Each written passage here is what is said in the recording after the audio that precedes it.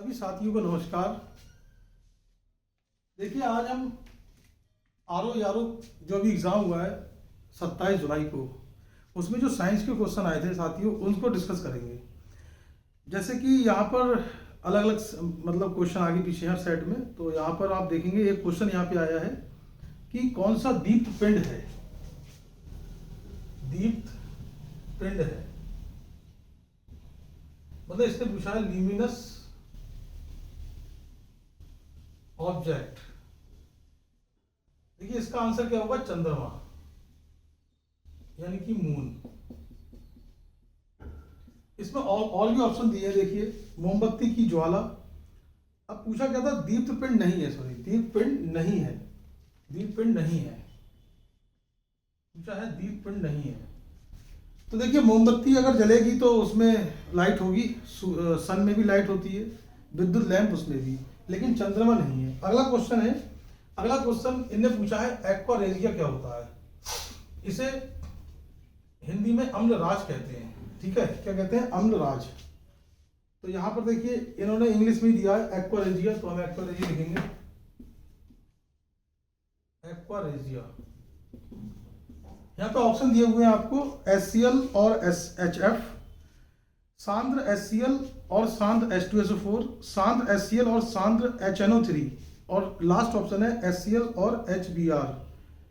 देखिए, यहाँ पर होता क्या है, इसमें यहाँ पर होता है HCl और HNO3 का रेशियो, यानी कि HCl को बोलते हैं हाइड्रोक्लोरिक अम्ल और HNO3 को बोलते हैं नाइट्रिक एसिड यानी कि नाइट्रिक अम्ल। तो ये 3 और 1 के अनुपात में होते हैं, इसी को बोलते हैं अम्लराज या एक्वारेजिया, इसको बोलते हैं। नेक्स्ट क्वेश्चन देखते हैं फ्रेंड्स। काफी आसान क्वेश्चन थे ये। तो नेक्स्ट क्वेश्चन है, इसमें पूछा है कि आपसे वह दूरी जिस पर पृथ्वी की कक्षा की औसत त्रिज्या 1 आर्क सेकेंड का कोण आंतरित करती है। क्वेश्चन पूछा है यहां पर, वह दूरी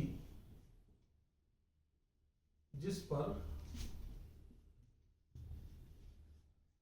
पृथ्वी की कक्षा की औसत त्रिज्या 1 आर्क सेकेंड का कोण अंतरित करती है, कहलाती है। इसमें क्या ऑप्शन दिए हैं? देखिए, पहला दिया है 1 फर्मी। बहुत ही इंपॉर्टेंट क्वेश्चन है, देखिए ये आगे भी एग्जाम में पूछ सकता है। 1 प्रकाश वर्ष। सी ऑप्शन है 1 खगोलीय इकाई, खगोलीय इकाई। और लास्ट ऑप्शन है 1 पारसेक।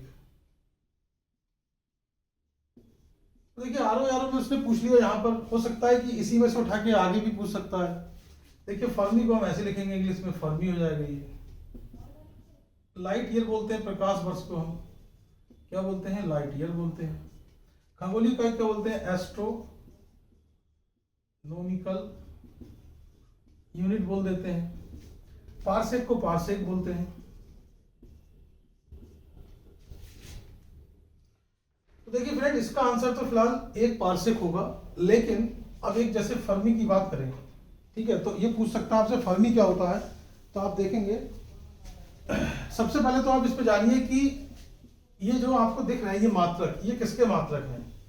तो ये दूरी के मात्रक हैं, यानी कि डिस्टेंस के मात्रक हैं। अगर आपसे पूछे 1 फर्मी, प्रकाश वर्ष, खगोलीय इकाई, पारसेक, या आपसे पूछे समुद्री मील, या जैसे एक एग्जाम में बहुत आता है जिसका नाम है जैसे फैदम हो गया, तो ये सब क्या होते हैं? प्रकाश के ये दूरी के मात्रक होते हैं। किसके होते हैं? दूरी के। तो एक फर्मी की अगर बात करें तो आप इस तरीके से जान सकते हैं कि अगर कोई परमाणु है तो परमाणु मतलब किसी परमाणु के नाभिक के जो औसत व्यास होता है, औसत व्यास यानी कि एवरेज डायमीटर जो होगा, उसे हम क्या कहते हैं? फर्मी मीटर या 1 फर्मी कहते हैं। दूसरा उसने पूछा था प्रकाश वर्ष यानी कि लाइट ईयर। तो ये क्या होता है? प्रकाश के द्वारा 1 वर्ष में तय की गई दूरी को हम क्या कहते हैं? प्रकाश वर्ष कहते हैं। अब देखिए, खगोलीय इकाई की अगर बात करें तो इसे हम इंग्लिश में कहते हैं एस्ट्रोनॉमिकल यूनिट, यानी कि इसका मतलब होता है सूर्य और पृथ्वी के बीच की दूरी को हम क्या कहते हैं, खगोलीय इकाई कहते हैं।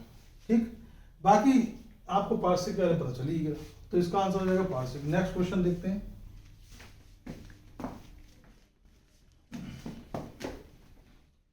अब आप देख रहे हैं कि यहां पर एक क्वेश्चन अभी तक हमारे पास फिजिक्स से आ चुका है, 2 क्वेश्चन केमिस्ट्री से आ चुका है। जबकि आपने देखा होगा केमिस्ट्री लोग सोचते हैं कि नहीं आती एग्जाम में, लेकिन केमिस्ट्री क्वेश्चन देखिए कितने आए हैं यहाँ पर। अब देखिए क्वेश्चन आया इसमें तीसरा, जो कार की हेडलाइट होती है, कार की हेडलाइट, ठीक है, हेडलाइट ऑफ कार्स, इसमें पूछा है कि कार की हेडलाइट में कौन सा दर्पण होता है। ठीक है, तो उन्होंने 4 ऑप्शन दिए थे। तो यहां पर देखिए मैं आपको थोड़ा समझा दे रहा हूं, 4 ऑप्शन पढ़ने की आवश्यकता नहीं है, क्योंकि 2 ऑप्शन वाले ही, मतलब 2 ऑप्शन इसमें ऐसे जिससे क्वेश्चन आते हैं। देखिए दर्पण में एक होता है हमारे पास समतल दर्पण, सबको पता ही है। एक होता है यहां पर अवतल दर्पण। क्या होता है? अवतल दर्पण, इसे हम कहते हैं कॉनकेव मिरर। क्या कहते हैं? Concave mirror. एक होता है उत्तल दर्पण, इसे हम कहते हैं कॉनवेक्स मिरर। क्या कहते हैं? Convex mirror. आपने देखा होगा, इसका आंसर मैं आपको बता देता हूं कि कार की हेडलाइट में कौन सा होता है, तो आप कहेंगे अवतल। कौन सा होता है? अवतल दर्पण। जैसे आपने देखा होगा कार के अंदर हम बैठे हुए हैं और कार के ऊपर पीछे देखने के लिए मतलब एक शीशा लगा होता है जिसे हम दर्पण बोलते हैं, वो होता है उत्तल दर्पण। और जो साइड मिरर होता है उसको ही बोलते हैं उत्तल दर्पण, यानी कि जो साइड मिरर है और जो अंदर लगा हुआ है उसे क्या बोलते हैं हम? Convex mirror. ठीक है, it is use as a side mirror, as a side mirror, यानी कि चालक, यानी कि चलाने वाला जो व्यक्ति है, चालक के बगल में जो शीशा लगा हुआ है उसे क्या बोलते हैं हम? उत्तल दर्पण बोलते हैं। अब अवतल दर्पण की बात करें, जो गाड़ी की हेडलाइट वगैरह होती है वो किससे बने होते हैं? अवतल दर्पण से बने होते हैं। तो आई होप आपको ये समझ में आ गया होगा, ये क्वेश्चन एग्जाम में आया आरओ में। ठीक है, नेक्स्ट क्वेश्चन देखते हैं, क्वेश्चन नंबर 4। देखिए क्वेश्चन नंबर 4 है, पूछा था निम्न में से कौन सा सही है। तो यहां पर मैं आपको बता दूं, इसमें ऑप्शन दिए 1 मीटर बराबर पूछा था। ठीक है, तो 1 मीटर बराबर उन्होंने 10 की पावर 9 नैनोमीटर दिया है। ठीक है, 1 मीटर बराबर 10 की पावर 9 नैनोमीटर। दूसरा ऑप्शन इन्होंने दिया है 1 मीटर बराबर 10 की पावर 90 नैनोमीटर। तीसरा ऑप्शन दिया है 1 मीटर बराबर 10 की पावर 19 नैनोमीटर। और चौथे में दिया है कोई नहीं। ठीक है, तो देखिए बहुत ही सिंपल था। 1 मीटर बराबर कितना होता है? 10 की पावर 9 नैनोमीटर होता है। कितना होता है? 10 की पावर 9 नैनोमीटर होता है। तो ये इसका आंसर हो जाएगा। बाकी अभी हम जो हमने स्टार्ट किया था कल चैप्टर यूनिट डायमेंशन, तो उसमें हम अभी आगे देखेंगे, तो इसको और डिटेल में पढ़ेंगे। देखिए नेक्स्ट क्वेश्चन इसमें दिया था, निम्नलिखित में से बसा तेल में कौन सा सही सुमेलित नहीं है। तो देखिए खनिज तेल, पेट्रोलियम, ये ठीक है। पशु बसा कोलेस्ट्रॉल, फैट कन्वर्ट होकर कोलेस्ट्रॉल बनाता है। वनस्पति यानी कि जो फाइटोस्टेरॉल, ये भी सही ठीक है। लेकिन सरसों का तेल स्नेहक, यानी कि स्नेहक का मतलब लुब्रिकेंट, ये गलत है। तो इसका आंसर हो जाएगा डी, यानी कि जो भी आपके पेपर में हो। अब देखिए एक अच्छा क्वेश्चन आया यहाँ पर, इसने बोला है कि मिलान कीजिए। जैसे धान दिया है यहाँ पर, गेहूं दिया है, गन्ना दिया है, अरहर दिया है, और यहां पे लिखा हुआ है उकटा रोग, काली गेरुई, लाल सड़न, brown leaf spot, brown leaf spot. देखिए धान को हम इंग्लिश में बोलते हैं पैडी, गेहूं को व्हीट, गन्ना को शुगर केन, और एरर को बोलते हैं हम पिजन पी।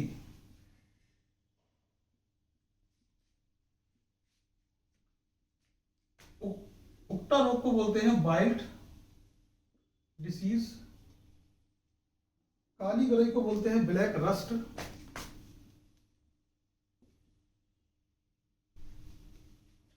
लाल सड़न को बोलते हैं हम रेड रॉट।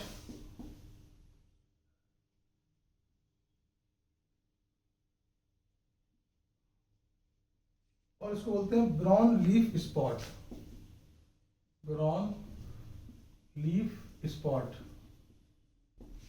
देखिए साथियों, आपने अगर इसमें आप देखेंगे तो आप देखेंगे कि आपने गन्ने का रोग कहीं कहीं सुना होगा या फिर आपने गेहूं का जरूर सुना होगा।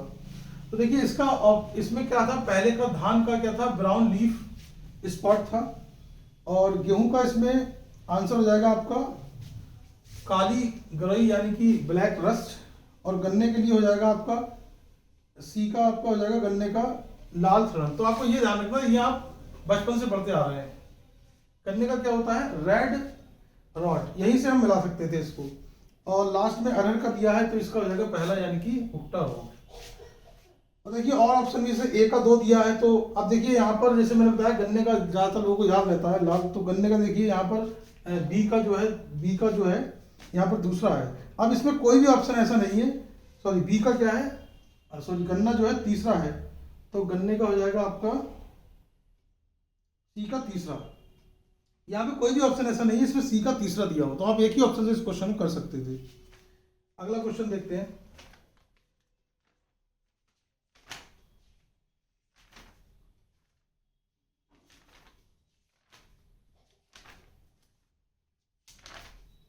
हाँ देखिए साथियों, अगला क्वेश्चन पूछा है उसने एग्जामिनर ने कि इसने पूछा जल में घुलनशील विटामिन। तो आप देखिए विटामिन जो होते हैं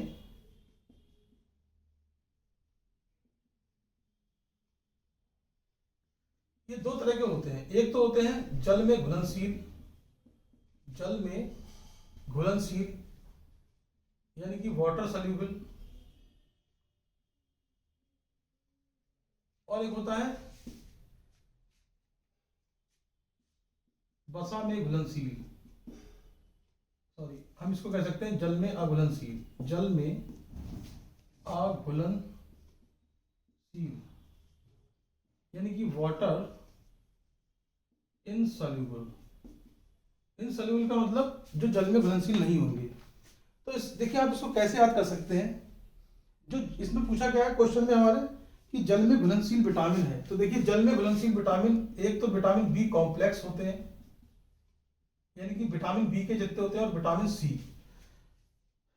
सी, ठीक है। जैसे क्वेश्चन आता है कि यूरिन के साथ कौन सा विटामिन बाहर आता है, तो विटामिन सी आता है।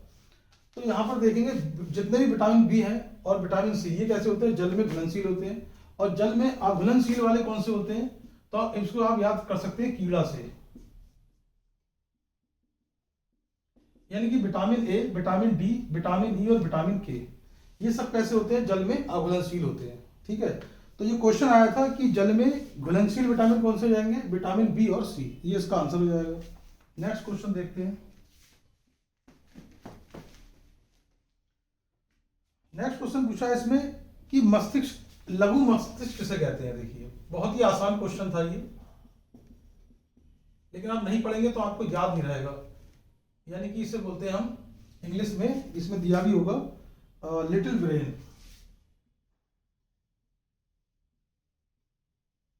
अब देखिए इसमें ऑप्शन क्या दिए हैं, तो यहां पे एक दिया है सेरिब्रम,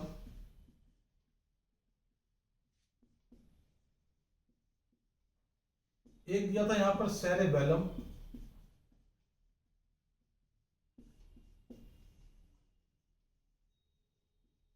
और यहां पर दिया है मेडुला।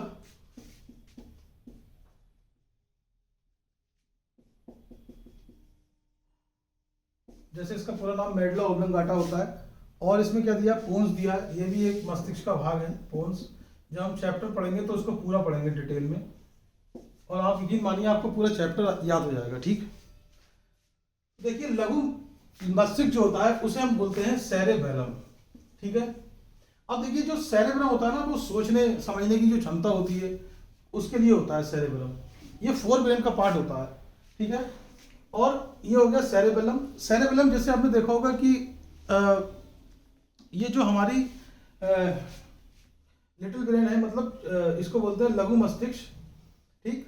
और एक होता है मेडुला ऑब्लंगाटा। मेडुला ऑब्लंगाटा जो आप देखेंगे वॉमिटिंग वगैरह आती है तो वो इसके द्वारा आती है, मेडुला ऑब्लंगाटा के द्वारा। सेरेबेलम क्या करता है, आप देखेंगे कुछ लोग जैसे ड्रिंक करते हैं तो होता क्या है कि नशा हो जाता है, तो होता क्या है सेरेबेलम डिस्टर्ब हो जाता है। ठीक है। और सेरेबेलम डिस्टर्ब हो जाता है, इसीलिए उनका संतुलन, यानी कि संतुलन को नियंत्रित करने के लिए, ठीक, अगर संतुलन नियंत्रित करना है तो हम क्या करता है, सेरेबेलम करता है। ठीक। तो इसको याद रखेंगे। नेक्स्ट क्वेश्चन देखते हैं।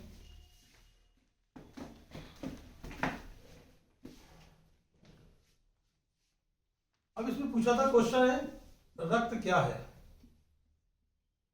क्वेश्चन पूछा है रक्त एक प्रकार का,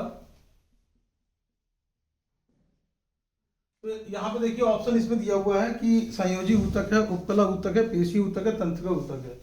तो कुछ नहीं, ये देखिए ब्लड क्या होता है, blood is a connective tissue. Connective tissue मतलब आप ये कह सकते हैं कि ये टिश्यू भी है। ठीक है। ब्लड में सेल्स भी होती हैं जैसे आरबीसी, डब्ल्यूबीसी। तो ये क्या होता है, एक संयोजी ऊतक होता है। क्या होता है, संयोजी ऊतक। तो आसान क्वेश्चन था ये। ब्लड के बारे में जैसे और भी जैसे आपसे पूछ सकता है, ये भी पूछ सकता था ब्लड का पीएच कितना होता है। ठीक है। तो ब्लड का पीएच कितना होता है, 7.4 होता है। कलर कैसा होगा, ये रेड होगा। ठीक है। और भी ब्लड क्या है, कनेक्टिंग टिश्यू है। बहुत सारे फंक्शन है, इसके आगे चैप्टर में डिस्कस करेंगे। नेक्स्ट क्वेश्चन देख लेते हैं। साथियों ये थोड़ा बड़ा क्वेश्चन है तो मैं आपको पढ़ के बता दे रहा हूं। इसमें क्वेश्चन है कि इसमें कथन और कारण दिया है। पहला है उभयचर ऑक्सीकृत तथा अनऑक्सीकृत रक्त के मिलने को सह सकते हैं, ये बिल्कुल सही है। और दूसरा दिया था उभयचर दो कक्षीय वाले हृदय होते हैं। मतलब उभयचर जो होते हैं, देखिए उभयचर क्या होते हैं, उभयचर हम कहते हैं एम्फीबियंस को। जैसे आपने प्लांट में देखा होगा ब्रायोफाइट्स, ब्रायोफाइटा जो होते हैं। ठीक है। ब्रायोफाइटा जैसे आपने उसका एग्जांपल मैं आपको बता रहा हूँ, मॉस का पौधा। ठीक है। तो मॉस जो होते हैं वो कैसे होते हैं, उभयचर होते हैं। उभयचर का मतलब जल में भी रह सकते हैं और लैंड पे भी रह सकते हैं। ठीक है। They live land as well as water. तो उभयचर का मतलब, अब इसमें उभयचर इसमें जैसे इसमें क्या दिया है, उभयचर दो कक्षीय हृदय वाले होते हैं। अब उभयचर जैसे मेढक वगैरह हो गया। ठीक। तो इनमें इसने पूछा है दो कक्षीय हृदय, टू चैम्बर्ड हार्ट। देखिए साथी ये गलत है ऑप्शन। ठीक है। कितना होता है, थ्री चैम्बर्ड होता है। कितना होता है, थ्री चैम्बर्ड। कैसा होता है, तीन कक्षीय हृदय होता है इनके अंदर। अब जैसे ह्यूमन की बात करें तो ह्यूमन में फोर चैम्बर्ड हार्ट होता है। कितना होता है, फोर चैम्बर्ड हार्ट। इस तरीके से चार चैम्बर होते हैं। राइट ऑरिकल बोलते हैं इसे, राइट वेंट्रिकल, ये लेफ्ट ऑरिकल और ये लेफ्ट वेंट्रिकल। यानी कि दायां आलिंद, दायां निलय, बायां आलिंद और बायां निलय। इसको भी हम पढ़ेंगे डिटेल में कि कैसे कैसे। जैसे लास्ट जो आर ओ पेपर हुआ था उसमें कुछ ये पूछा था कि प्योर ब्लड यहां से यहां तक लाने में कौन सहायता करता है, तो पल्मोनरी वेन होता है। कई फेमस क्वेश्चन है, कई एग्जामों में आ चुका है। ठीक, याद रखेंगे। आगे बढ़ते हैं।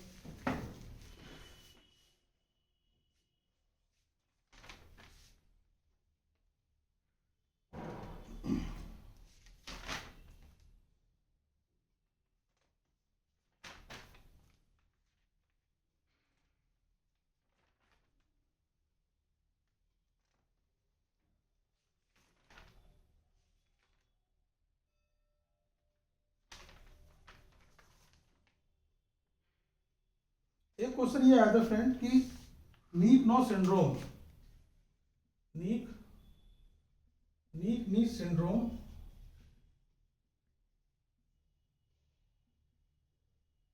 सॉरी नीक नहीं होगा, नॉक होगा, नॉक नी सिंड्रोम। पूछा था इसमें कि नॉक मी जो सिंड्रोम है वो किसके प्रदूषण के कारण होता है।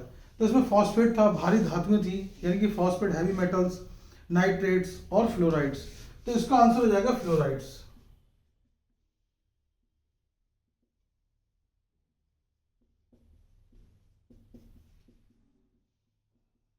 ठीक है, तो इसमें तो कुछ है ही नहीं, बस खाली इसको लगाना था। ठीक है, बाकी और देख लेंगे अगर कुछ और क्वेश्चन, एक क्वेश्चन और था आई थिंक,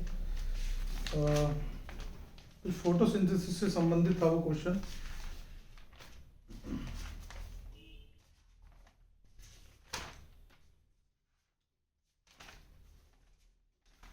ठीक है फ्रेंड, उसको देख लेंगे आगे नेक्स्ट वीडियो में। तो काफ़ी ठीक था पेपर। अगर आप इसको जैसे कि आप डेली पढ़ते रहेंगे तो ये क्वेश्चन कुछ भी नहीं है आपके सामने। ठीक है, तो अगर आपको ये एनालिसिस अच्छा लगा हो तो कमेंट करें, वीडियो को लाइक करें, सब्सक्राइब करें। और जैसे कि हमारा चैप्टर चल रहा है यूनिट एंड डायमेंशन, उसका नेक्स्ट पार्ट जल्दी आएगा। Thank you friends.